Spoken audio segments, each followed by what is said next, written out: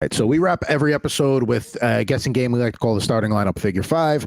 Jared and a guest, if one's here, gets 5 total questions to try and figure out who's in the box. If you guys get it right, I get to unbox. Is it John Starks? It is not John Starks, although he is a part of the audience today. We'll get to the starting lineup studio audience. Yes, you got 5 questions. I give you the sport, and that's all you get. So for today, it's a basketball playoff edition while I knock my water over. So it'll be a basketball starting lineup. And with that, play the questions. Begin. Has this player won an NBA championship? He sure has. Did the player play in the 1990s? Yes, and through the 2000s, and through up until about 2010, 2011.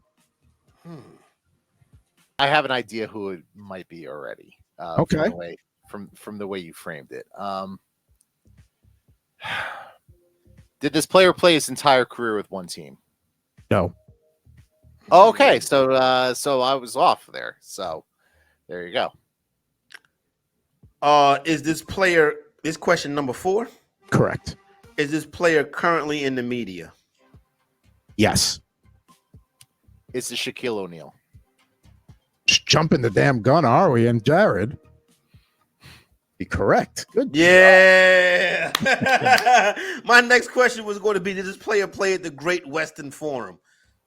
He did play at the Great Western Forum. Yeah, I mean, you got it down there pretty quickly, but I mean, and it's appropriate too because he's got the blue jersey on we talked about earlier. So there we go. That is, look at that. That's nothing but God. Shout out to the blue jersey. And I'm glad you guys got this because I've been wanting to open this one up for a while. Let's do it. Let's put him in the studio audience. Shaq, Kobe.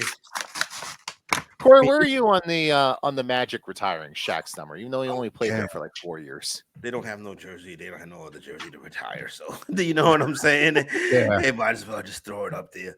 They're not going to retire Hito Turkoglu? You know what's so funny? I was watching the night, and you know Shaq's such a cool character. The night where he went into got his jersey retired, rather.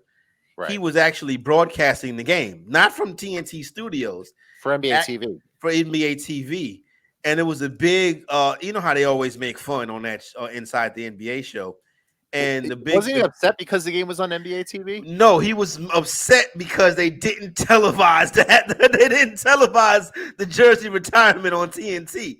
So being that they didn't televise it, he was upset about that. I can understand that. Yeah, you know what I mean? So he figured that his jersey retirement should have been televised, and him and Charles, and Charles Barkley was like, nobody want to see an Orlando Magic jersey retirement ceremony.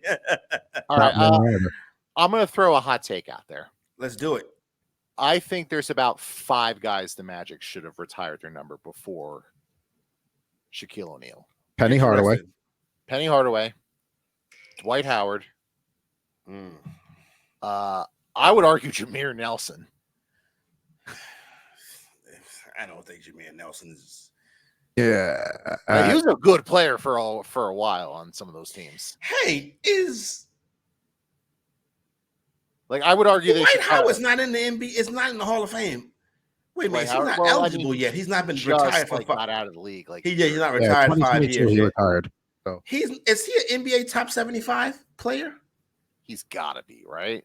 I don't think so. I mean, he's a former defensive player of the year. Did he ever win a championship?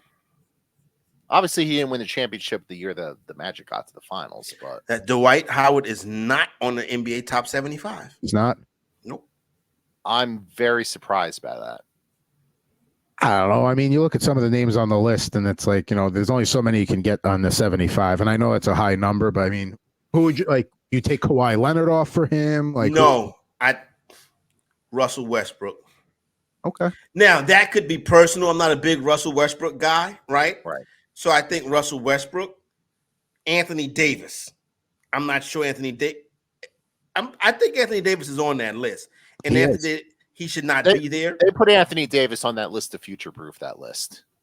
Now, very well, you could be correct with that. But here's the deal. To me, the biggest omission is not Howard.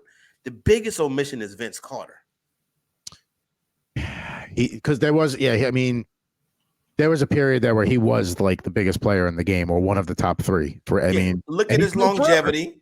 Look at his longevity, his popularity. And I don't know if you guys ever seen. Have you ever seen? He is the reason why basketball became popular in Toronto. I mean, I would expect. Yeah. I mean, him and Damon Stoudemire were the two guys that were really out there. Nobody in Toronto really had no basketball history. But when Vince got out there, basically they became like an American city because they would emulate what was going on in American cities. And it's also when you play for the Raptors, you're really playing for the entire state of Canada. Let's be real, the entire country of Canada. Excuse me. You're not just playing for Toronto. That's their one team. So same thing with the biggest Canadian sports moment, Kawhi Leonard shot, or it's probably some Olympic hockey, right? It's going to be Sidney Crosby's golden goal. Sidney Crosby golden goal in the 2010 Olympics in Vancouver. Paul Henderson 72 Summit Series against the Soviet Union is up there for Canada for sure. I know Fred McGriff. Joe Carter's. I said Fred McGriff. Joe Carter. Yeah, Joe Carter. Joe Carter's got to be up there. I would. Those are probably three of your bigger ones. Do you have any Canadians that want to weigh in that are watching among the 98? We need a remote broadcast from Canada. Let's go. if the Leafs ever win the cup, which at the rate we're going is never going to happen, but if they ever win the cup, that'll jump to number one on the list. I mean, maybe there's a CFL moment we're ignoring, or who knows? Yeah, but I like the CFL. It is a little like filler TV, but once again, we'll bring it back here. Shaquille O'Neal, he was the guy we got on Box. And he's going to join the starting lineup studio audience next week. And in this week's audience, Charles Barkley from the 95 edition, Sean Kemp from the 97 edition. We talked about Rick Smits, the Duncan Dunchman, on last week's show, so he gets an appearance. And then John Starks, who I've misspelled there, but nonetheless, Mr. 2 for 15 himself in Game 7. There he is. And Shaq will join next week's audience. So there you go. And don't forget about Game 6. He won Game 6 by himself. True. But 2 for 17, maybe at like 2 for 11, you just say, you know what? I don't got it tonight. Let me dish the ball. Pat Riley should have put Hubert Davis in the game. I'm the big John Starks supporter, but Hubert Davis should have came in that game in the second half.